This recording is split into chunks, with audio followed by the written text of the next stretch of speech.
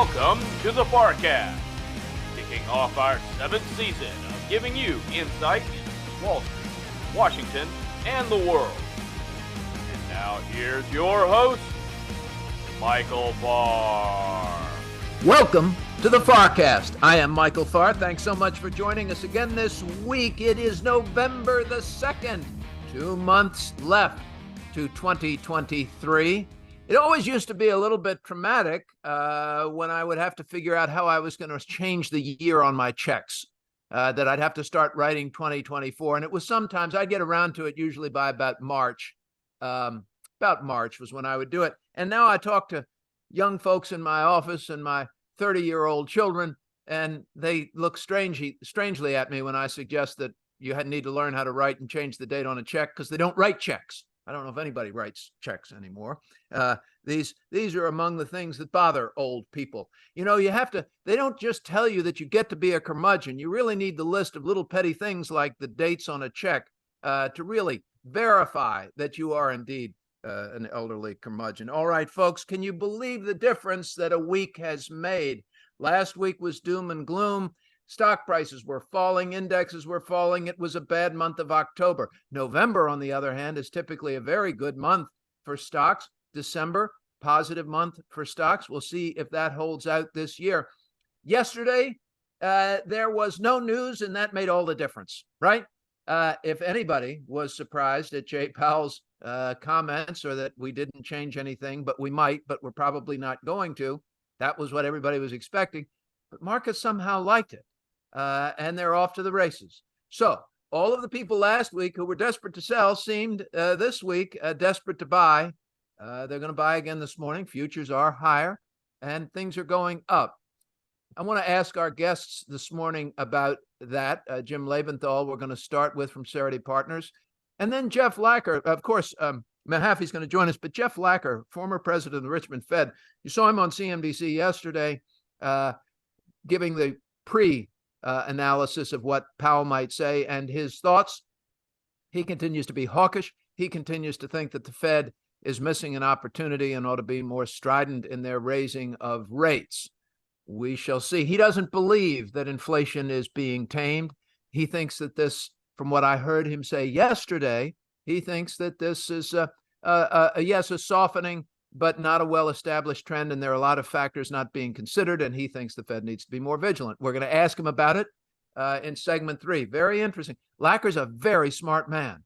And one of the things that Lacker's really learned how to do over the past 5 years, I've known Jeff for 15 years, gotten to know him pretty well, but one of the things he's gotten really good at is speaking English. And he didn't start out that way. This is one of these, egghead economist guys. He's just so damn smart. And he's really learned how to get it simple enough so I can understand it. I'm sure that will make it easy for the rest of you. But why do stocks change so quickly? Why does pricing change so quickly? How does the price of oil change 6% in a week's time? How does the price of a global commodity change 6 or 7% in a week? 1 week, it's worth more, and 1 week it's worth less because the amount of oil changed, because the conditions, because come on. But this happens all the time in the markets. So we have to look at the long term, and we have to look at fundamentals, and we have to have a discipline. And the discipline is what gets you through these emotional times. As a final quick footnote, the IRS and the government have changed the IRA and retirement laws. They've increased the limits. So you're going to be able to contribute a little bit more to your IRA. You're going to be able to have a little bit bigger. You're going to be able to contribute a little more to your 401k. These things, I think, will all be good. Make sure you do it. Please make sure you do it. Max out those retirement contributions whenever you can. Jim Lebenthal from Cerity Partners. You've listened to me drone on and on coming into the last 2 months of the year. Where would you like to start? And I want to also talk about world events before we get out of here. Okay, great intro, Michael, and great to see you as always. And the reason I say great intro is because you gave us a lot to think about there. And I was kind of like reading a menu. Where do I want to go with Michael on the list of topics that he just listed? Folks, I'll tell you exactly where I want to go. It's what he was saying about Jeff Lacker and inflation. So I'm going to come back and listen to Professor Lacker, because inflation for me is still the most important factor. Here's why. By really any measure, this economy is strong. Now, I know if I point out 4.9% third quarter GDP, anybody is going to reasonably say, yeah, but that was the third quarter. We're in the fourth quarter. What's going on now? And things are, of course, slowing down. Can't stay at 4.9%. But, folks, the labor market maintains its strength, and you just need to look at initial weekly jobless claims to see that. Some people will point out, hey, there's some welts along the way. Certainly yesterday's ISM manufacturing survey went the wrong way. It's not perfect, but it is clear to me, looking at industrial production, retail sales, durable goods, that this economy is still expanding nicely. So why does everybody feel lousy? Seriously, why do consumers feel lousy? Why do investors feel lousy? Why do portfolio managers feel lousy? And let me I'm going to interrupt just very quickly because, ladies and gentlemen, this is a hugely important point. This point that Jim's making about how investors feel, data be damned, is hugely important. And the Fed pays attention to it, right? Consumer sentiment will determine whether they spend their money or whether they don't spend their money, whether they save their money, whether they're getting ready for a rainy day or a sunny day. And if they feel bad, they keep their money in their pockets and they watch. I'm sorry, Jim, go ahead. No, but very well put. Very well put. So in my opinion, what's driving this terrible sentiment is inflation and is interest rates.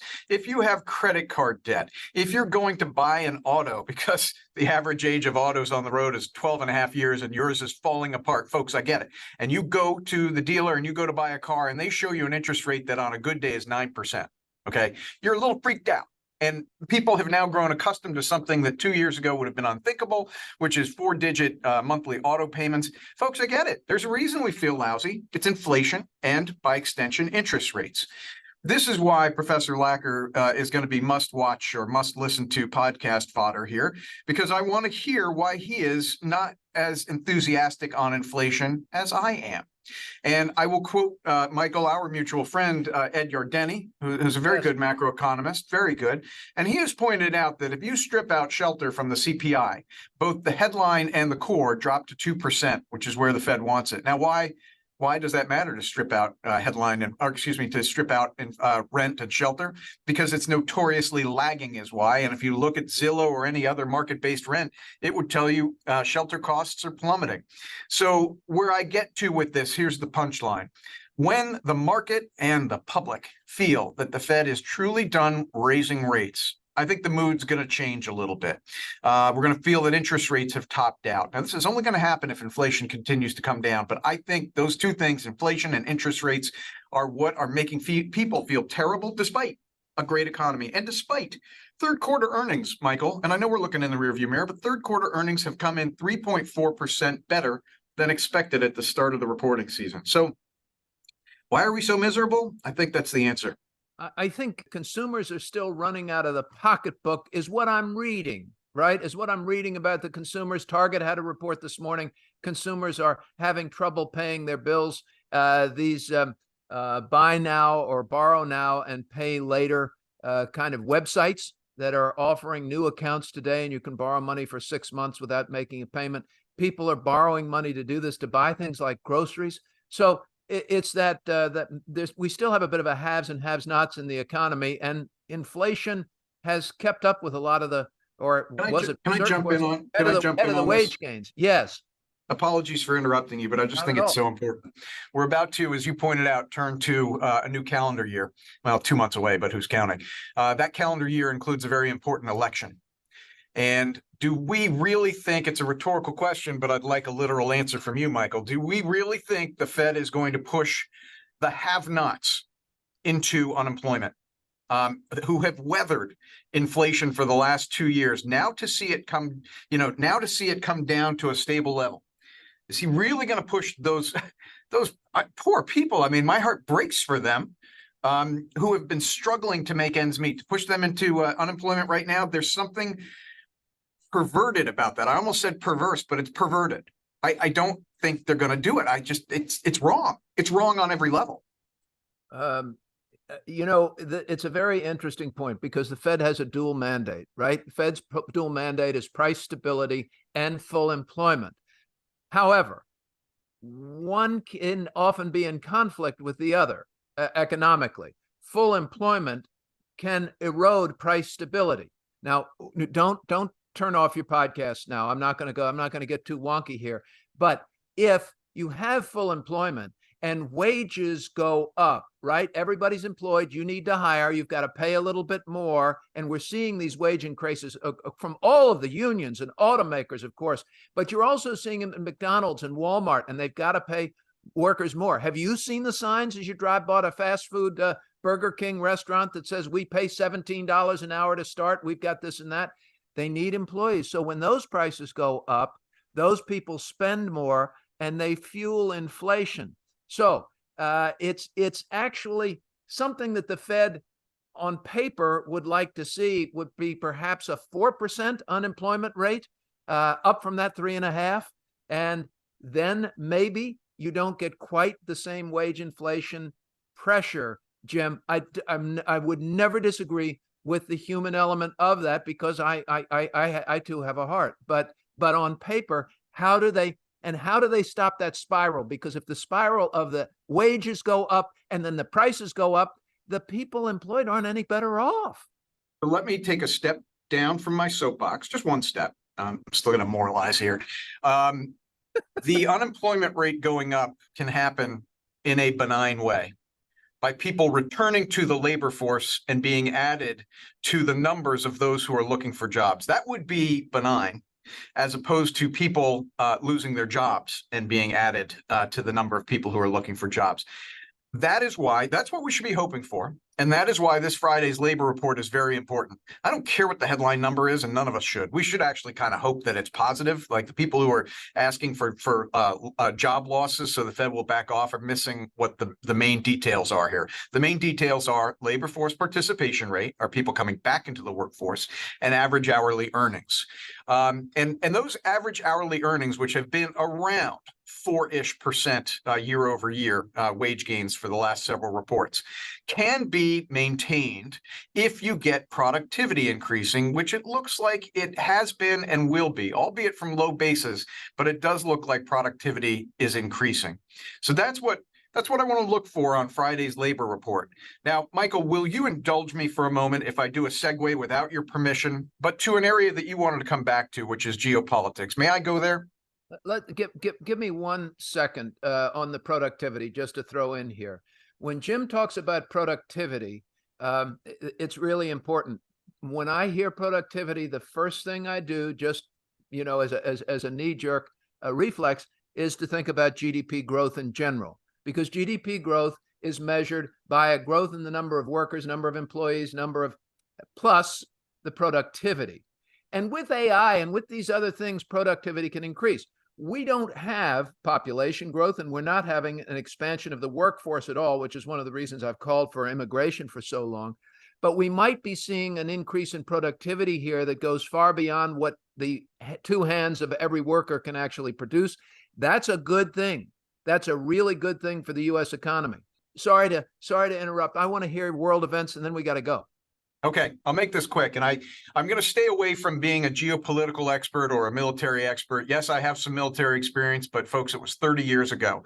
And the light year changes that have been made in training, personnel, tactics, equipment, it makes me a novice again in terms of military information. But what I will say is, listening to companies report, there has been a marked number of companies this reporting season that have cited the ongoing saga in the Middle East as a concern, as a source of volatility in their business. Now, I want to point out that when I say a source of volatility, they're talking about in the future, like something that they're looking for. This has definitely, in my opinion, weighed on the markets during the month of October. It's what has, in my opinion, extended a seasonally soft period of August and September through October, to the extent that the Middle East situation does not get worse, meaning to the extent that Iran and the U.S. do not engage in direct military conflict. That perceived volatility, that expected volatility that CEOs are talking about, may not come to pass.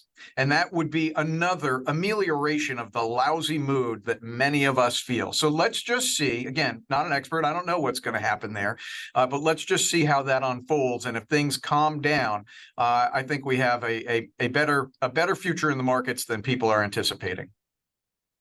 Jim Lebenthal is a partner at Cerity Partners, CNBC contributor, a sometimes FarrCast guest host, and my great friend. Jim, thank you so much for being with us.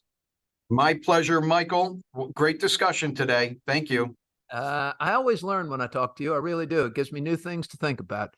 Dan Mahaffee is coming up next. Please stay with us.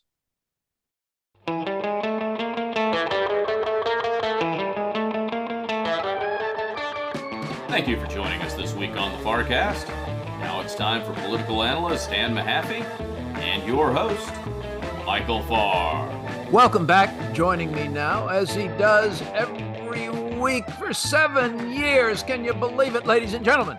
The great, the brilliant, the better than average looking Dan Mahaffee from the Center for the Study of the Presidency and Congress, our senior political analyst on the FarrCast. Welcome back, Dan. Thank you. A Washington 6, a Chicago 8, and a South Bend 10, I'm told. There we go. I probably shouldn't say it, but my favorite was a Nome, Alaska 2 a.m. 10. Yeah, I like that. Well, I hope whatever the sled dogs got you the diphtheria serum in time if you're up I that think late. The sled dog is at least a 12. So okay, we've gone way off the tracks here. All right, Dan, we're moving along in Washington. The new Speaker of the House seems to have the same challenges as the last Speaker of the House. Can't get the votes together. Even though he's a right-wing guy, he is still up against an even more right-wing group who want to cause him trouble. We've got a budget deadline coming up on the 17th of this month. That's in 2 weeks, 15 days from today. 15 Today days, is folks, November 2nd, right? What happens there? What are his challenges? There was a failed vote to oust George Santos yesterday. I read a pretty good article, I thought, yesterday morning, arguing as to why it was premature to oust Representative Santos, in that he has still not yet been afforded due process. As much evidence as there is, he still has not gone through those trials. He has not been found guilty of these things in spite of. So once look, even if you're a slime ball, we agree in this system you should be afforded the rights of a jury of your peers to determine that you're a slime ball. Yeah, we want the final. That's right. I guess I'd want it for myself. Look, I won't hang too much on that, and we want, that's what sets our system above all others. So I'm not too about that. I think what you see though, as we're 15 days out and the deadline approaching, and I think, look, the simplest thing, let's take the Israel aid package now. Yes, that has been controversially now tied to a proposal to cut IRS funding in order to pay for that. Look, there's a logic I get to pay as you go, and I think in that way too, the speaker is signaling two things. One, to the Senate and administration, I need some kind of deal here. You've got to give me something to get a bigger package across the finish line, and we'll circle back to that. But the other part is, he didn't have 217 votes for just a clean Israel aid package. And that tells you something about how precarious that caucus still is. You think, and Michael, I hope this logic is followable. If you could get a clean Israel aid package, it would be very hard for any Democrat to vote against that. And you could effectively jam the Senate with that and set aside the Ukraine, the other issues that are there. So he didn't have the votes to get that clean package. That's why he had to do that IRS pay for there to take something also that's controversial and attach it to it.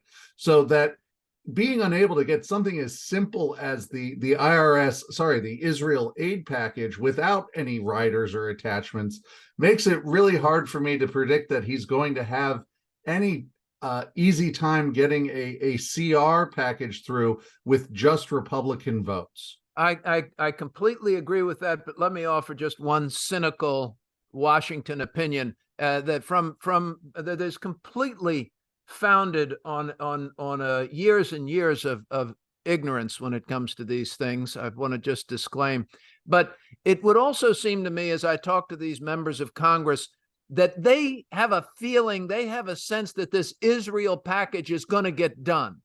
that this is something that will get passed, and they just can't vote on it without their trinkets. If they can't add their thing, well, for them, Michael, that you're right there, and that's point one, which is correct. And I think that was the first point I made, though, is that he is saying that you've got to give me something on this. And I think that's where I said we would circle back. And ultimately, I think the deal, as we say, comes out of the Senate.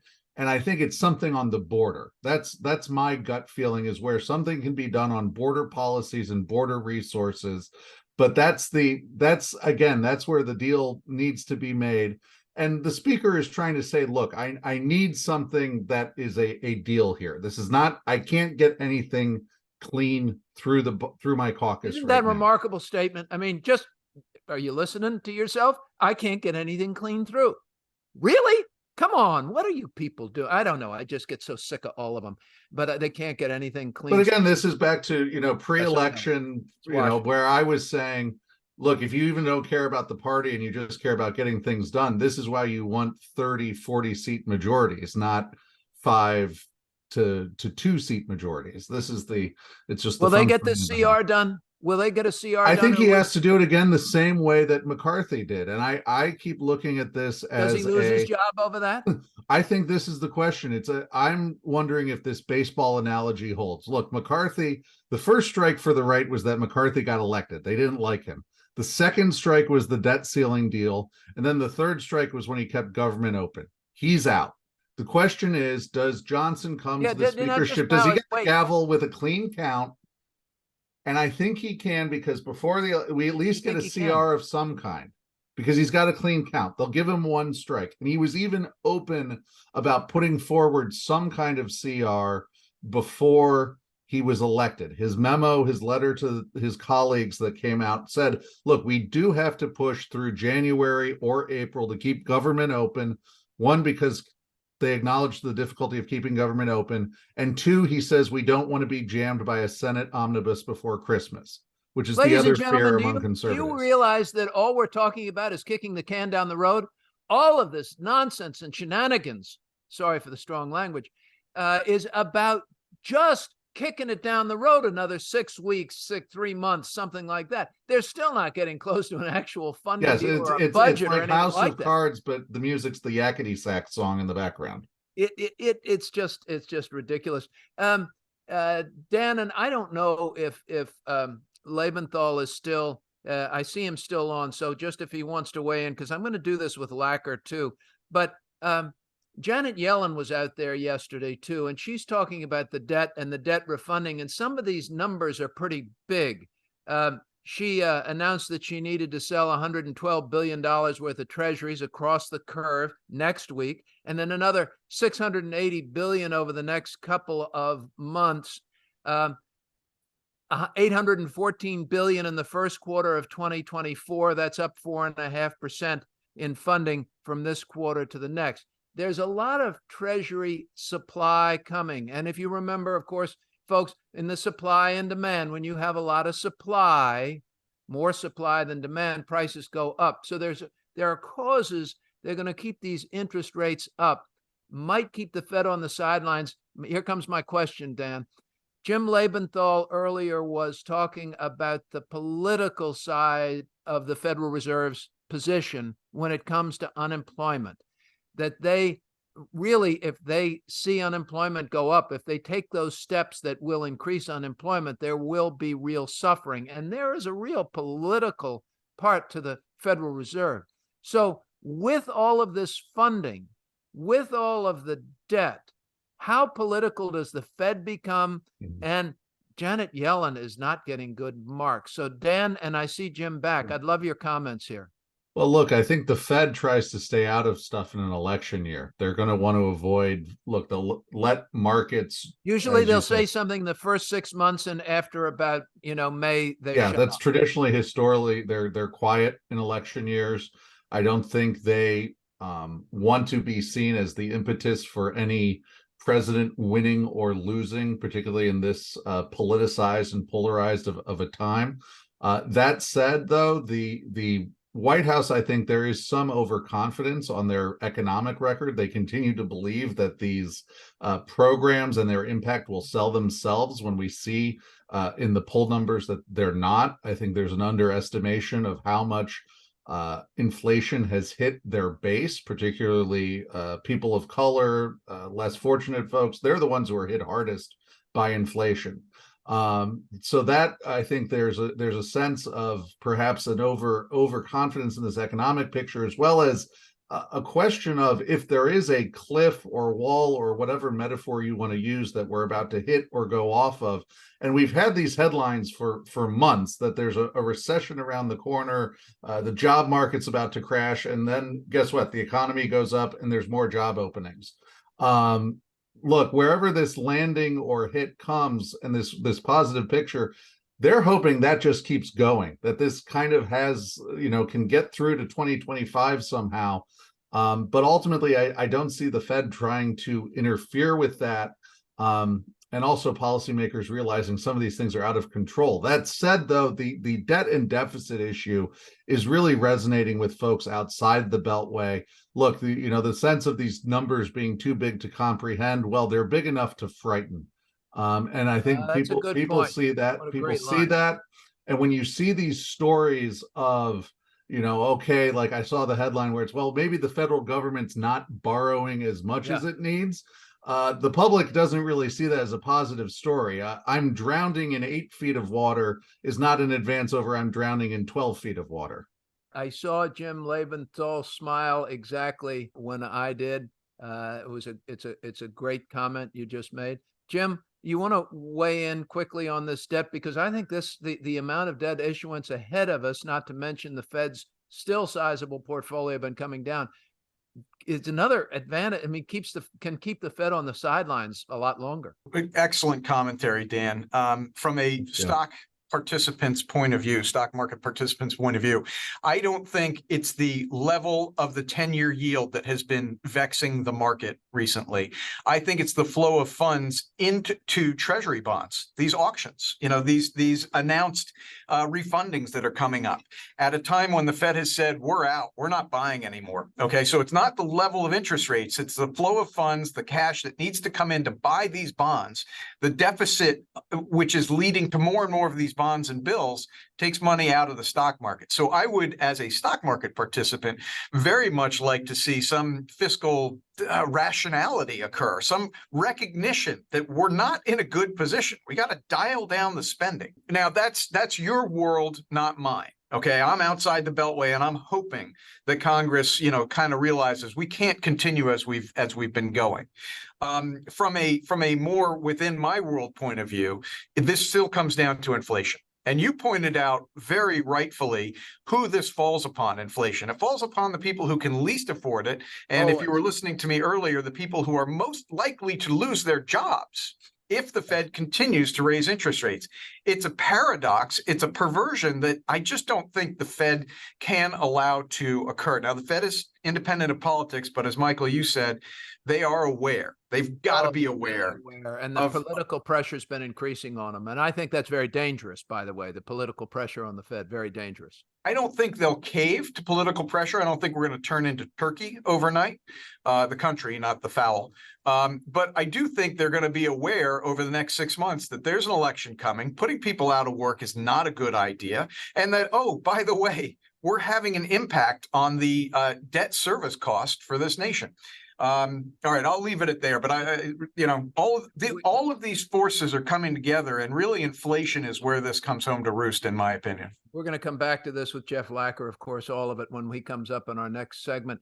Dan, come back to me, please, with Israel and Palestine and what's going on in the tragic circumstances in the Middle East. How volatile? How does it grow? How does it expand?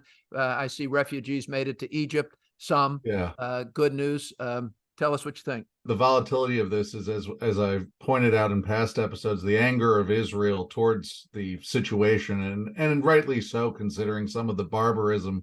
That righteous anger has resulted, though, in a military campaign that really is extremely destructive in scope. And while you can say that the Israeli forces are prosecuting this campaign, Look, there are those in the U.S. who would distance themselves from how it's being carried out in terms of the use of artillery and air power in very close civilian quarters. That said, this is a urban combat, perhaps unparalleled in history, maybe not since Stalingrad. So it is just a truly tragic circumstance, as you point out, and one I think where you're going to see a long urban conflict. As one, Israel tries to use a large conscript army to secure a warren of tunnels and urban ruins, as well as you see Hamas using, and I would say these videos are nearly indistinguishable from what you see on the battlefield of Ukraine, Hamas using drones, technology in ways that you have not seen an insurgent or a terrorist force use in some time. Yeah. Does this aggressive military action from Israel continue? Does it get slowed down? I'm watching the politics of this conflict. Sure, I think I think you see the U.S. government increasingly calling for some kind of at least a humanitarian pause to let aid through, refugees and the wounded out. At the same time, there's also the broader political sense, and rightly or wrongly, most of the sympathy across the world, and largely the global South, is with the Palestinians, and therefore the West, Europe, the United States, and others are increasingly being accused of hypocrisy on Ukraine when you see what's going on in Gaza. I've written a op-ed this week, and our market commentary this week on trying to find the truth.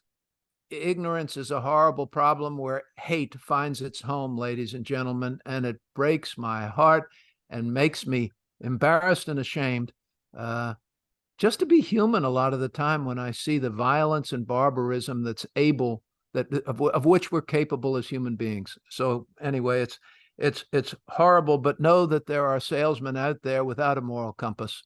And if they figure out that something's going to serve their advantage, they'll sell it. So careful out there. We're going to be back with Dr. Jeff Lacker. Dan, thank you so much for being with us. We'll be right back on the FarrCast.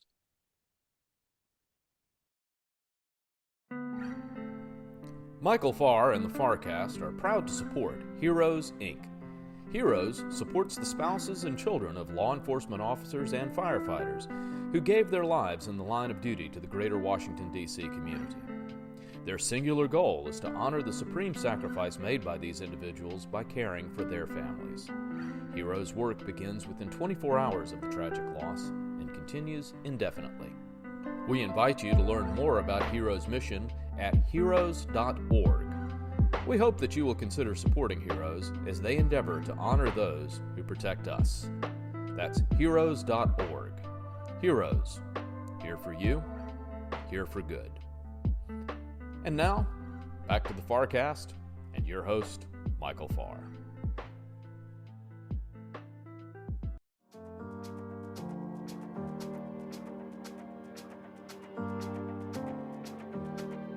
We appreciate you listening into the FarrCast this week. And now to introduce this week's special guest, here's your host, Michael Farr. Welcome back to the FarrCast. I am Michael Farr. It's November the 2nd. The Fed announced yesterday that they would leave rates unchanged, that they're not sure that they're at the right level yet. They're not sure that monetary policy is sufficiently restrictive yet to ultimately tame inflation, but for the time being, they're going to sit on their hands. That's exactly what the markets expected them to say, and yet the markets rallied, went straight up. All of those people desperate to sell last week and drove stock prices lower are seemingly desperate to buy this week. And they're buoyed by some decent earnings, as Jim Lebenthal was telling us in the first segment, beating expectations. There's some good news out there, not to mention GDP growth, positive even net of inflation. It's a real number that's positive.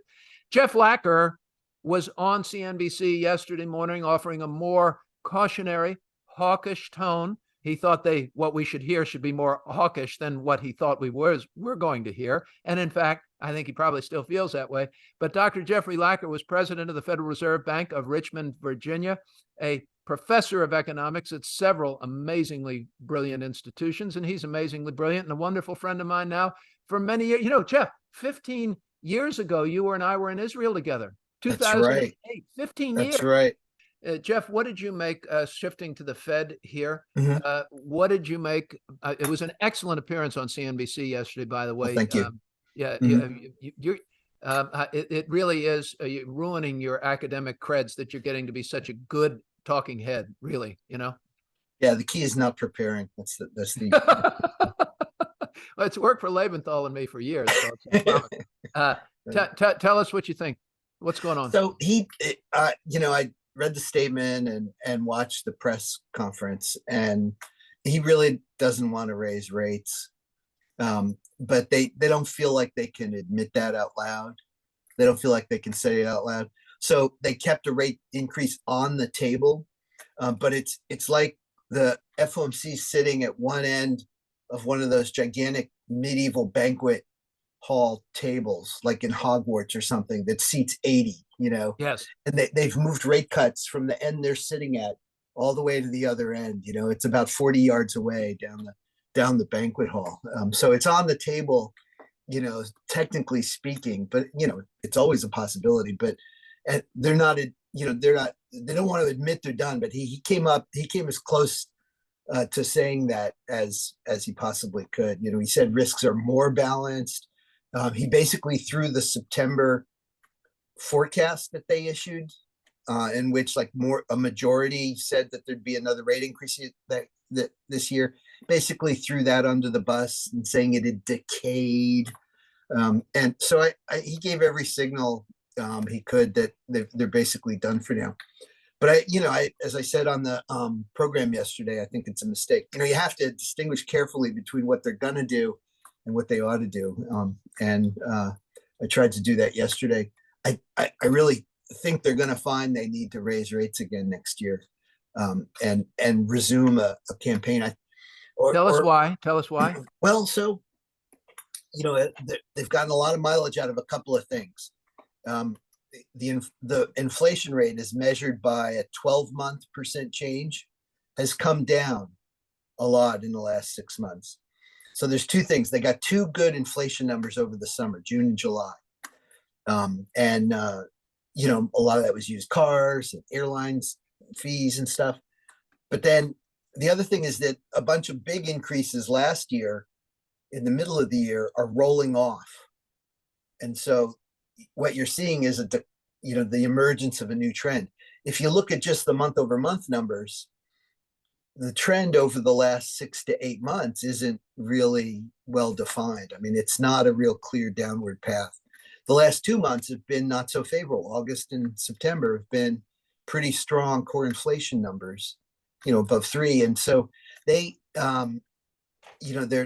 counting on this 12-month number having come down. Well, it's not clear how much momentum there is, how much more disinflation momentum there is. It just isn't clear at all. And it looks like inflation's settling in somewhere between 3 and 4%. My friend Jim Lebenthal in the first segment said, if you remove shelter costs, we're really at about 2%, and that's such a lagging number that it's not going to be driving things forward. What do you think about that? Well, it's a real it's a real thing people pay for. And besides, the Fed didn't say it's targeting inflation X housing. It said it's targeting inflation. So they've got they're going to have a credibility problem the longer it goes on at 3.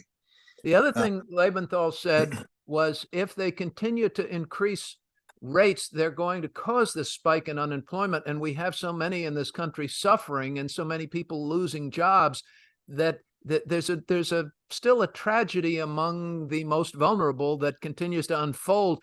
Will the Fed sit at the table and allow that to happen, given the fact Jim said, given their moral conscience, because he has one. I, of course, am questionable, and I suggested, they are being so politicized and criticized for everything they do. Can they afford to do it?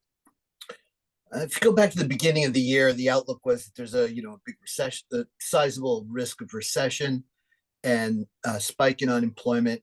And I think that's when and why they set course by decelerating the rate of increases, stretching it out to every other meeting rather. And now they've skipped 2.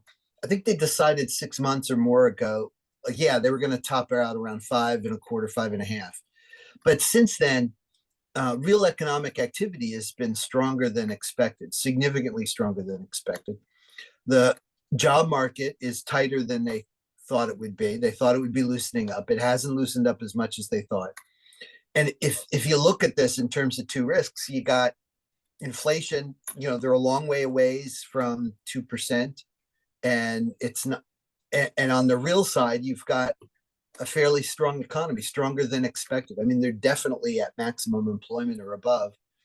So it looks to me as if in terms of balancing the risks of the two sides of the mandate, it's a kind of way they like to frame things sometimes.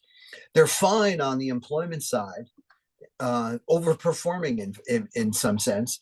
And on inflation, they're not there yet. So why not take on more risk in order to do more, do more good in terms of reducing inflation? That's kind of my perspective right now. That was the argument actually I made back to Jim, was the higher prices, if they're not taming inflation, can do as much harm to those most vulnerable as can the loss of jobs. And it is that balance, and then it becomes politicized. So we'll watch that. But of course, as I've said for years on the FarrCast, listen to Lebenthal. Listen to Lebenthal. He pays attention to this stuff. Jeff, would you do something different were you on the Fed right now? I mean, I hear you saying you think they might have to do more later, but do you think it's a mistake to watch now? I don't. So where they are now is kind of the consequence of a bunch of communication steps they've taken over the last 6 months. I wouldn't have tapered off. I would have headed towards 6 or 6.5 by now. Yeah. And I think, financial markets could withstand it. And I think they'd be better positioned. I think growth would be maybe a little bit lower in the next half year, and they'd make more progress on inflation. Here we are at 5.25. Would you sit on your hands now too? You're Fed chairman, No. Jay Powell, get rid of him. Would you sit on your hands right now? No. For months? No, I'd signal another, starting now. You put me in the position now, I'd start signaling about an increase in December, and leave the door open and get people focused on, the inflation numbers as they come in and respond to them. I mean, in some sense, the Fed's here at 5.25 and 5.5, which is where they said they were going to end up 6 months ago. Yeah. But yet the data's come in different than they expected. And so it doesn't seem like they're as data dependent as, they say. Do I need to worry about all of this debt? Janet Yellen and her 112 billion yesterday, which was down from 114 billion. Yippee, Janet. But 680 billion to follow over the next 2 months, and 814 billion in the first quarter, and the deficits are still rising. And I've got 5% interest rates out there at the cost of this new debt, and we're not seeing much a huge appetite for a lot of these auctions. And certainly the Fed's no longer a buyer. They've been a net seller here lately. Do I worry about it? And what do I think about the Fed as a net seller? And is Janet Yellen and all of this supply with the fiscal side of the house going to do the Fed's job for them? That's a really good question. Wow. Harry, I got one today. One. Put me down. Really good question. Yeah. I wish we'd gotten to that yesterday on CNBC. I was surprised a couple of weeks ago when a bunch of Fed officials started saying that the increase in the long bond yield was going to do their work for them. I mean, that's 180 degrees from how the Fed has historically responded to increases in long bond yields. Historically, it's one of two things, both of which mean higher Fed funds rates. One is inflation expectations are rising. Arguably, that's probably not going on now. The second one is the deficit is driving up real interest rates. The Fed likes to talk about R star, the neutral interest rate. Well, that neutral interest rate varies over time. And when you have a government that's spending more and not taking it out in tax revenues, that's that's increasing the demand for current resources. Yes. And the way to make room in the economy for the resources they want is to get people to delay spending on other stuff. And the way to do that is to raise real interest rates. And that's the reason why real interest rates have to go up when the government runs a bigger deficit. And that's why it puts upward pressure on interest rates. And the Fed has to track that. If it doesn't track that, if it doesn't follow the long bond up, it's making policy more stimulative in a sense. Say that again. No, whoa. So if if it the doesn't, neutral rate goes up, hang on. I just want to get, if it doesn't track the long bond up, meaning if it doesn't raise these lower end interest rates to keep the curve not quite so steep, right? Meaning short rates too different from long rates, that's being stimulative. Yeah. Why and how is that stimulative? Well, give me so the moron's explanation. Remember, I'm a moron. Okay, so there's a rate that's neutral. Yes. A rate that and it's a. What does that mean? Neutral Well, rate. it means it's neither stimulative nor contractionary, and that's the benchmark that we're comparing the current Fed funds rate to. And is that the goal for the Fed, that neutral rate? Well, it's to bring inflation down and employment up so that it can bring rates back down to neutral. It's a rate it has to track in the long run. I mean, it's going to be forced to. Okay. So the policy rate's 5.5, 5.25 now, right? So if the neutral rate rises, 5.25 is now not as high relative to the neutral rate. Okay. So policies become less tight than it used to be. With inflation coming down, the real rate has been going up. And there has been an argument that with inflation coming down, that rate staying tight, the real rate's been going up, and therefore markets and the trend that perhaps these rate hikes have done their job. They have curtailed demand such that inflation's coming down, and then rates are more appropriate at these levels. That's been a big argument out there. Sure has been. But if you look at the real federal funds rate, and you compare it in this recovery, and you compare it to the real federal funds rate in the time period from the early 80s to the mid 2000s, when the Fed was doing a pretty good job of controlling inflation and keeping it under control. The real Fed funds rate now is 2%, maybe. Okay. In all the other recoveries, the real Fed funds rate was 4, 5, or 7.5. Okay, so now I'm hearing, and I can't think of the data, and I sure as hell don't have it, but I can hear Jeff Gundlach saying, "Oh, but this time it's different." Could be. Pick your poison, put your money down, take your chances. But that's just a measure of, it's one indicator among others that, this funds rate isn't quite high enough to do the job of bringing inflation all the way down to 2%. That's how I read this evidence. Okay, between now and next June, give us a percentage chance the Fed will have to raise rates again. Well,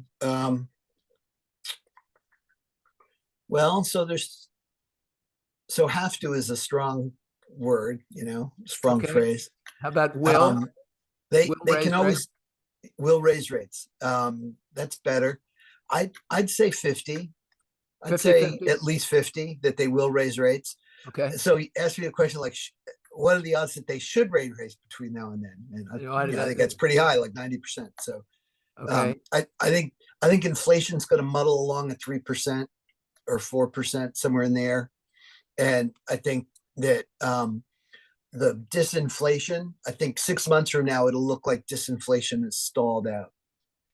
Here are my two final questions.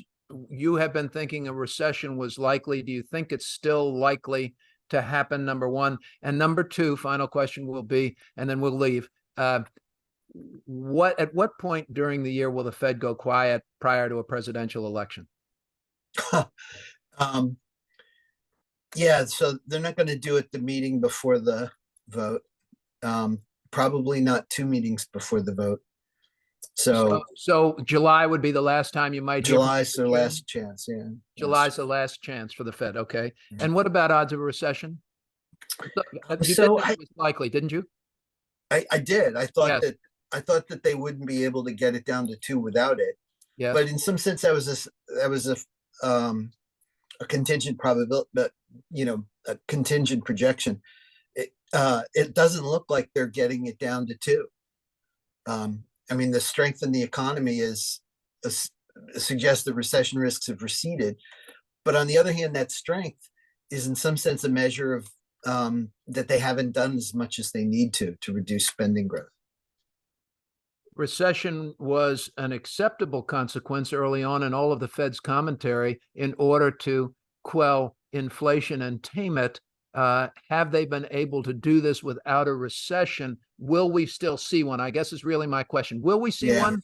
I think there's less of a chance of it, but I still think there is a chance, and it's going to depend on how they play their hand. I mean, if they're happy, if they're willing to countenance 3.5% inflation for a year or two or more, they can go by without a recession for quite a while. That doesn't feel like an awful mistake when I hear you say that. I'm thinking, okay, 3 to 3.5%, they countenance that, and then we kind of squeak through, slide by, and we don't have a recession.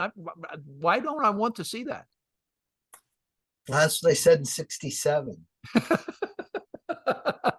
And it didn't turn out so well. It did not turn out so well. Yeah. Ladies and gentlemen, this is why we talk to Lacker. He's just so damn smart, and he has it, and he's thoughtful about it. Jeff Lacker, thank you so much for being with us on the FarrCast. Damn, do I learn a lot when I get to talk to you. And ladies and gentlemen, can you tell how much fun I have with him and how much I like this guy? I mean, that's as much fun as anything. Thanks for being with us on the FarrCast, everybody. Pleasure, we'll be back again next week as we cover Wall Street, Washington, and the world. Harry Jennings and our producer, all of us at Farr Miller in Washington, thank you. Thanks. We're adding thousands of listeners. It's awesome. Please continue to share us on your social media. We'll be back next week with another FarrCast. I'm Michael Farr. That's a wrap for this episode of the FarrCast. Thanks for listening, and a special thanks to all of the new listeners joining us for the first time here on Season 7.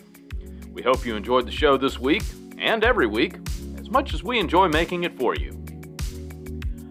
Michael Farr and Dr. Lacker's conversation was edited for time, and we have published the entire unedited conversation with more insight into Israel, the interaction of geopolitics to economics, and the dangers of inflation. You can listen to the full conversation as a standalone special episode of the FarrCast, available now on all major podcast platforms. Thanks to our guests this week, Jim Lebenthal, Dan Mahaffee, and special guest, Dr. Jeffrey Lacker. As we are in earnings season, I want to reiterate that anytime we or any of our guests mention a specific company, please be aware that it is not a recommendation to buy or sell. Review with your financial advisor before you make any investment decision. And as always, if we can be of assistance at Farr Miller in Washington, please reach out to me at hjennings@farrmiller.com. We are here to help, and I'm happy to arrange for any of our listeners an appointment with one of our financial professionals to review your portfolio, your needs, and your goals. And, depending on his schedule, I may even be able to have Michael review your portfolio personally. The FarrCast is produced by Michael Farr and Harry Jennings and comes to you weekly on all major podcast platforms, including Google, Spotify, TuneIn, and Apple Podcasts.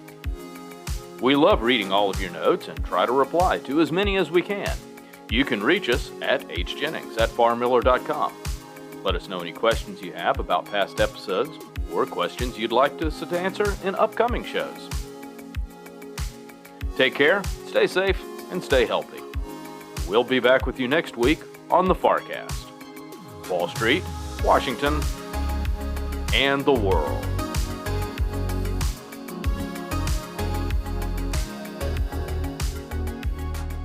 Farr Miller in Washington is a group comprised of investment professionals registered with Hightower Advisors, LLC, and SEC-registered investment advisors. Some investment professionals may also be registered with Hightower Securities, LLC, member FINRA and SIPC. Advisory services are offered through Hightower Advisors, LLC. Securities are offered through Hightower Securities, LLC.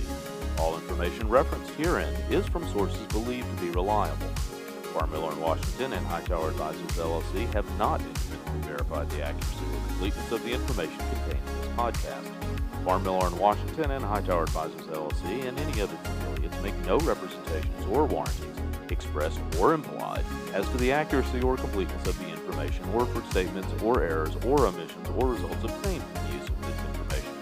Farr, Miller & Washington and Hightower Advisors, LLC and any of its affiliates assume no liability for any action made or taken in reliance on or relating in any way to the information. This podcast and the materials contained herein were created for informational purposes only. The opinions expressed are solely those of the authors and do not represent those of Hightower Advisors, LLC or any of its affiliates. Farr, Miller & Washington and Hightower Advisors, LLC or any of its affiliates do not provide tax or legal advice. This material was not intended or written to be used or presented in any way to any entity as tax or legal advice. Clients are urged to consult their tax and or legal advisors for related questions.